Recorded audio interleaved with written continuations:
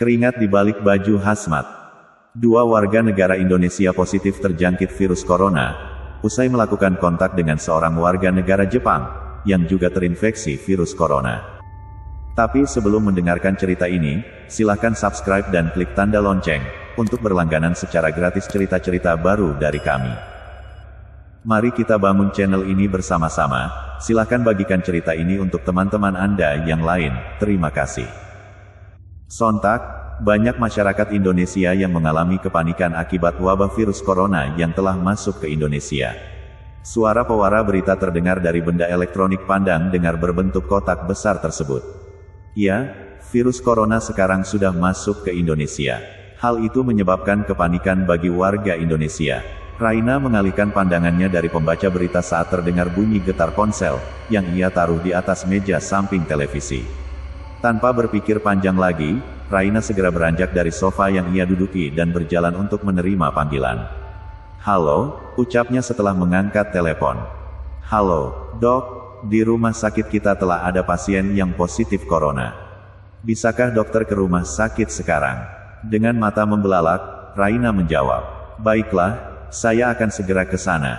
Raina langsung mematikan telepon dan menyambar kunci mobil yang dia taruh di atas nakas. Dia menuju mobil dengan sedikit berlari. Setelah membuka pintu mobil, ia bergegas masuk dan menyalakan mobilnya. Mobil dikendarainya dengan kecepatan sedang. Namun, hatinya agak tegang juga setelah mendengar kabar itu. Dalam benaknya terbayang kondisi Indonesia ke depan terkait dengan penyebaran virus ini. Indonesia sudah menjadi negara yang terdampak. Kedepannya, bagaimana nasib bangsa ini? Apakah segera teratasi atau semakin memburuk?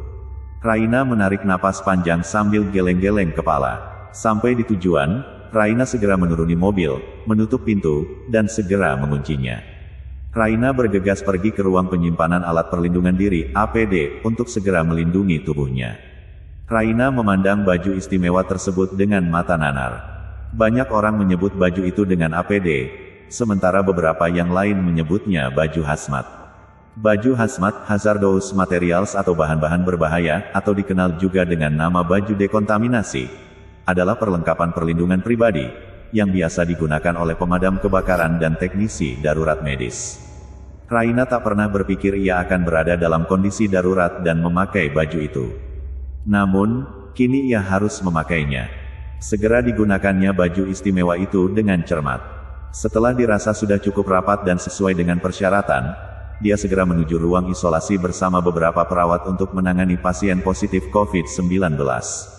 Beberapa pertanyaan disampaikannya kepada pasien dengan lemah lembut, agar pasien tidak bertambah panik setelah mereka tahu, dalam kondisi positif COVID-19. Sambil mengerjakan tugas rutinnya sebagai seorang dokter, mulutnya tidak berhenti bercerita agar pasien tidak semakin takut, apalagi melihat semua tenaga medis berbaju seperti astronot. Suara gurauannya pun dimunculkan, karena kalau hanya tersenyum, pasien tidak bisa melihat senyum ramahnya. Cara ini ia lakukan untuk mengatasi pasien yang merasa was-was dengan kondisinya. Raina dan beberapa perawat yang lain sudah selesai menangani pasien. Mereka kembali ke ruang penyimpanan untuk melepas alat perlindungan diri (APD) yang mereka pakai. Raina mengembuskan napas panjang setelah melepaskan semua bajunya. Sepertinya dia memang benar-benar kelelahan. "Dok, saya khawatir keadaan akan semakin memburuk dan pasien positif COVID-19 semakin bertambah," ucap salah satu perawat yang diketahui bernama Sevi. Perawat lain hanya diam meskipun mereka sedikit membenarkan apa yang dikatakan Sevi. "Saya khawatir karena cepatnya penularan virus COVID-19, dan masih kurang memadainya peralatan medis kita," Sevi melanjutkan. Raina berpikir sebentar, memang ada benarnya apa yang dikatakan Sevi. Peralatan medis yang ada di Indonesia masih kurang memadai. Semoga saja keadaannya tidak semakin memburuk. Kita sama-sama berdoa saja. Hanya itu yang keluar dari mulut Raina. Dia juga sedikit bingung dan khawatir dengan keadaan saat ini. Karena terlalu lelah, Raina memutuskan untuk menginap di rumah sakit. Dia hanya ingin menghilangkan rasa penat yang ia rasakan. Mungkin ia bisa pulang besok pagi.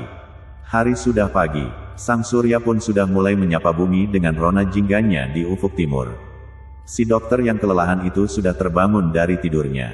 Masih dengan nyawanya yang belum sepenuhnya terkumpul, dan dengan kantong matanya terlihat begitu jelas, ia berjalan gontai ke arah toilet, untuk mencuci mukanya. Sebenarnya ia juga ingin sekalian menggosok giginya. Tapi sayangnya ia tidak membawanya. Untuk cuci muka pun dia hanya memakai air. Selesai dari toilet, Raina memutuskan untuk langsung pulang. Dia memang tidak ada jadwal di rumah sakit hari ini. Selamat pagi, Dokter Raina. Selamat pagi. Seperti itulah kata yang diucapkan oleh para pegawai rumah sakit, perawat maupun dokter lain yang Raina temui, saat perjalanan menuju parkiran. Raina pun membalasnya dengan senyuman dan anggukan. Dia juga sesekali ikut menyapa mereka. Setelah berjalan melewati koridor demi koridor rumah sakit, akhirnya Raina sampai di mobil yang ia parkirkan di tempat parkir khusus karyawan. Dari jauh sudah dinyalakan remote di tangannya untuk membuka pintu mobil, lalu ditancapkannya kunci pada lubang dan mengegasnya.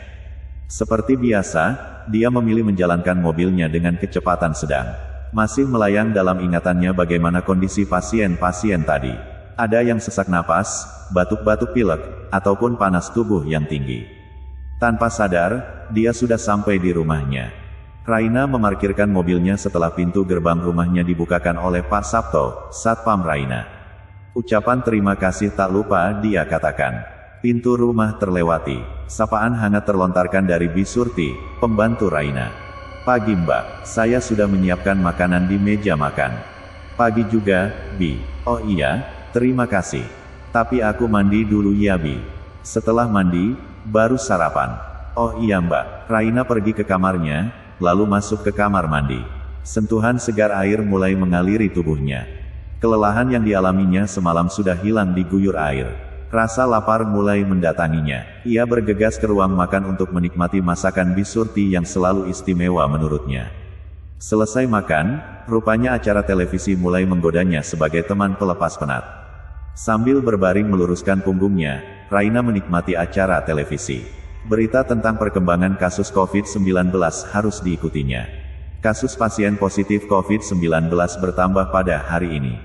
Wajahnya semakin tegang ketika deret-deret angka kasus pasien COVID-19 dari masing-masing daerah terbaca oleh penglihatannya. Kasus pasien COVID-19 kini semakin meningkat. Guna mengurangi penyebaran virus tersebut, pemerintah meliburkan sekolah dan kantor. Pemerintah mengimbau masyarakat untuk melakukan segala aktivitas seperti belajar dan bekerja di rumah saja. Jaga jarak minimal 1 meter dan tidak bergerombol. Sudah beberapa minggu setelah merebaknya virus COVID-19, kasus pasien yang positif di Indonesia semakin meningkat. Bahkan pemerintah sampai meliburkan sekolah dan kantor untuk mengurangi penyebaran virus tersebut. Bekerja dari rumah dan belajar dari rumah adalah salah satu usaha penekanan penyebaran virus. Raina, beberapa dokter, dan beberapa perawat tengah menangani pasien COVID-19. Saat ini, waktu menunjukkan pukul 21.30 waktu Indonesia Barat. Mereka bahkan belum istirahat sejak pagi tadi. Mereka disibukkan oleh bertambahnya pasien yang datang. Alat pelindung diri tak boleh dilepas karena ketika melepasnya, mereka harus menggantinya dengan yang baru. Sementara, jumlah baju istimewa itu masih terbatas. Merekalah pejuang kemanusiaan. Posisi mereka paling depan. Keringat yang mereka cucurkan adalah demi kemaslahatan umat. Keringat yang mereka cucurkan untuk menyejahterakan bangsa ini. Jika mereka lengah, maka kematian akan terus bertambah. Mereka harus kuat dan sabar menghadapi musuh yang tidak jelas. Obat pun masih mencoba-coba. Doa juga sangat dibutuhkan dalam kondisi seperti itu. Saling menguatkan sesama teman, saling mendoakan, dan saling menghibur terus dilakukan. Pasien harus segera ditangani.